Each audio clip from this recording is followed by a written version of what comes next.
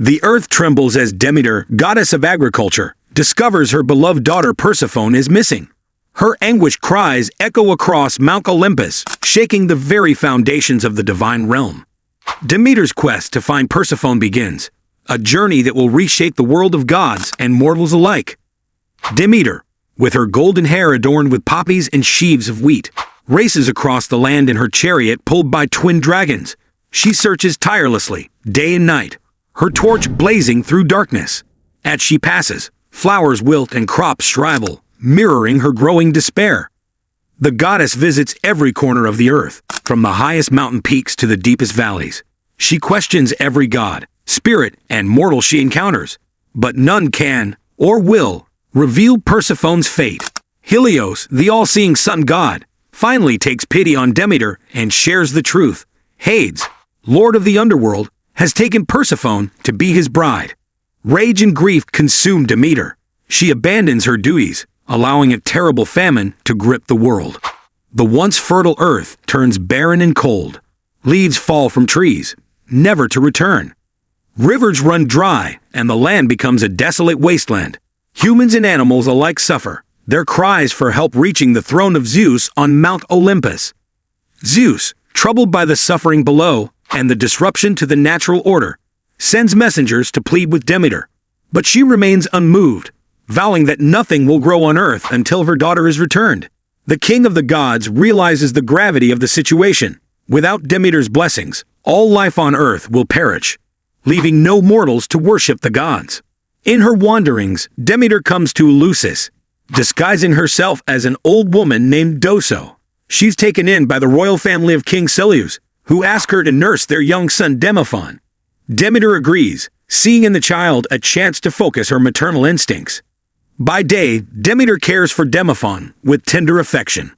But at night, a strange ritual unfolds. The goddess bathes the child in fire, slowly burning away his mortality.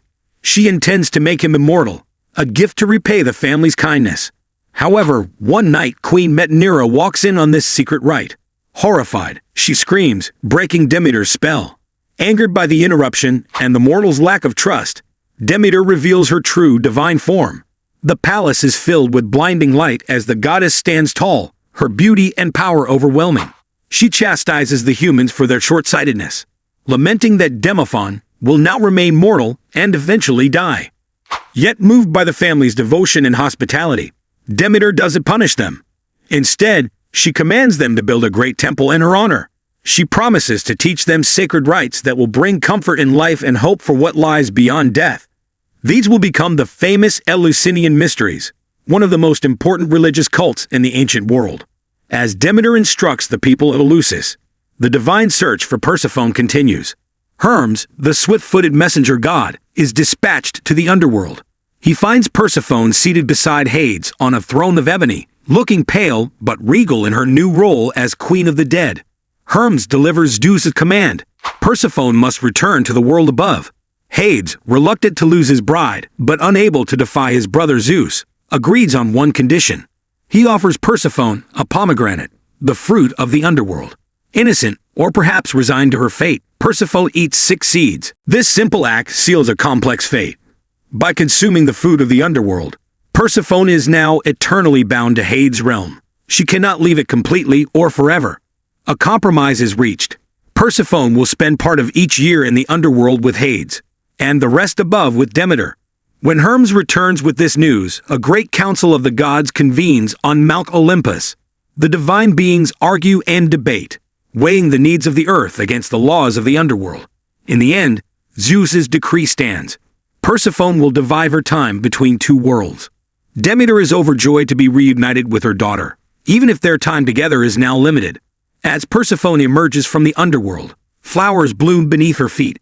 The earth awakens from its long winter, and spring returns to the world. Demeter's happiness brings warmth and new life to every field and forest. Yet when the time comes for Persephone to return to Hades, Demeter's grief manifests again in the dying of the land. Leaves turn golden and red before falling. A chill enters the air, and the earth goes dormant. This cycle repeats year after year, giving birth to the seasons. Spring and summer, when Persephone is with Demeter, fall and winter, when she returns to the underworld. Reunited with her daughter for part of each year, Demeter's attention returns to the moral world. She resumes her role as goddess of agriculture with renewed focus and depth. To the people of Eleusis, she teaches the art of agriculture, how to plow the earth, sow seeds, and reap the harvest. This knowledge spreads, allowing human civilization to flourish. The Eleusinian mysteries, initiated during Demeter's time of grief, became a cornerstone of Greek religious life. Pilgrims travel from far and wide to participate in the secret rites. Initiates learn profound truths about the cycle of life, death, and rebirth. They're sworn to silence, but emerge changed, no longer fearing death and possessing a new understanding of life's great mysteries. Demeter's power touches every aspect of agriculture and fertility. Those who honor her see their crops flourish and their families grow strong.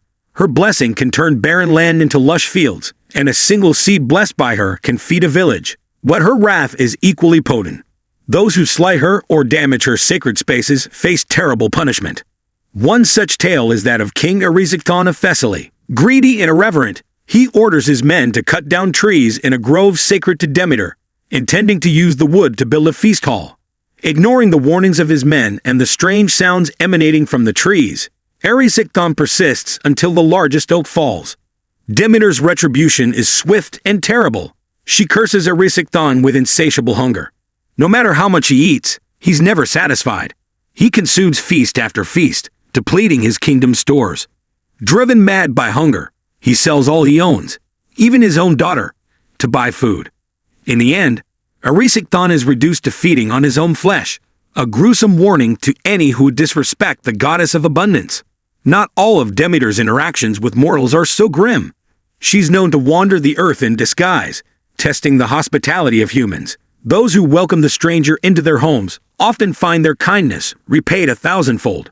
A poor family who shares their meager meal with a disguised Demeter might wait to find their fields miraculously planted and ready for harvest. Demeter's influence extends beyond the vegetable kingdom. As a goddess of fertility, she blesses marriages and childbirth. Women hoping to conceive pray to her, offering sheaves of wheat and barley. She's also associated with the law and the cycle of life and death, maintaining the sacred order of the world. The goddess is often depicted in art holding a torch and a sheaf of wheat. The torch represents her endless search for Persephone and the enlightenment offered by her mysteries. The wheat symbolizes her dominion over agriculture and her gift of knowledge to humanity. Sometimes she's shown seated on a throne, emphasizing her role as a mother goddess and queen of the earth's bounty. Demeter's worship involved many festivals throughout the year, tied to the agricultural cycle. The most important was the Thesmophoria, a women-only festival held at the time of the autumn seed sowing. For 3 days, women would leave their homes to camp in the fields, performing secret rituals to ensure fertility for the coming year. Another significant festival was the Haloa, celebrated in midwinter. This more raucous affair honored Demeter alongside Dionysus, god of wine. It celebrated the pruning of the vines and the tasting of the first wine, combining Demeter's agricultural aspects with Dionysus' association with wild nature and ecstatic release. Through all these stories and rituals, Demeter embodies the cycle of loss and return, scarcity and abundance. She is the goddess who guides humans through the rhythms of the natural world, teaching them to work with the earth rather than against it. Her dual nature, life-giving mother and fearsome destroyer, reflects the awesome power of nature itself. As civilization develops and grows more complex, Demeter's role evolves. She becomes a patron of civil order and law-giving, her agricultural rites serving as a foundation for communal life. The sharing of her sacred grain becomes a symbol of membership in the civilized world.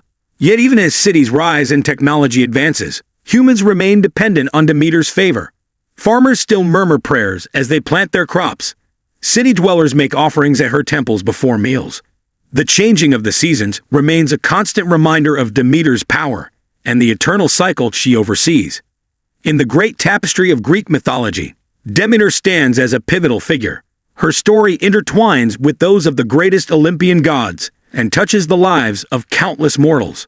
She is the force that nurtures civilization itself, the goddess who teaches humanity to rise above a simple hunter-gatherer existence. Through famine and plenty, through joy and sorrow, Demeter endures. She is as constant as the turning of the seasons, as essential as the sprouting seed and the ripening fruit, In her mysteries, mortals glimpse the great truths of existence. In her blessings, they find the strength to persevere through the darkest winters, always looking ahead to the return of spring. And so, as long as seeds are sown and crops are reaped, as long as the wheel of seasons turns and life springs anew from the earth, the power of Demeter, goddess of the golden blade, will endure. Her story reminds us of the unbreakable bond between mother and child, the delicate balance of nature, and the eternal cycle of death and rebirth that governs all life.